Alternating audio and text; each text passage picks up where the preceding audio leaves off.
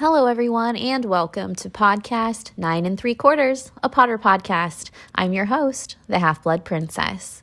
Today I'm going to cover why Snape was referred to as the Half-Blood Prince. But before I get started, if you love Harry Potter as much as I do, be sure to subscribe and give this video a thumbs up. In the Harry Potter franchise, Professor Severus Snape was referred to as the Half-Blood Prince in the 6th book, a name that he gave to himself.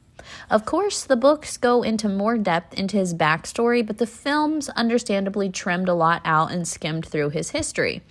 But while the reasoning for his self-given title was never shown in the films, there is actually a simple reason behind Snape's alias. The title that Snape gave to himself was not just some randomly generated name, but was one that was steeped in truth. The name was accurate, as he was indeed from half-blood lineage. Snape's mother was a witch named Eileen Prince, while his father was Tobias Snape, a muggle. In terms of story writing purposes, it draws a parallel to Harry, who himself was a half-blood, as his mother Lily was muggle-born.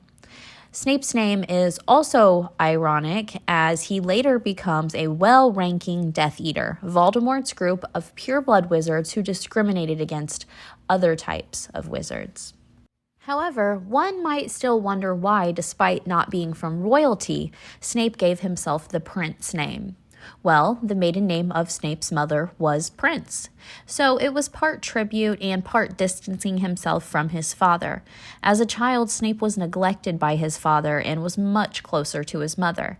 By the time he was an angst-filled teenager, he wrote that name on his textbook as a way of embracing his wizard heritage and rising above his muggle father. The books also implied that Snape grew up poor and that he was possibly attempting to hide as much of his past as possible by appearing to be a prince. How he saw himself also fits with how powerful Snape was, as his textbooks and spells imply that he was above most other wizards, including purebloods. While the Harry Potter movies never explained how Snape came up with the name, the books, which delve deeper into his backstory, make his decision much more clear.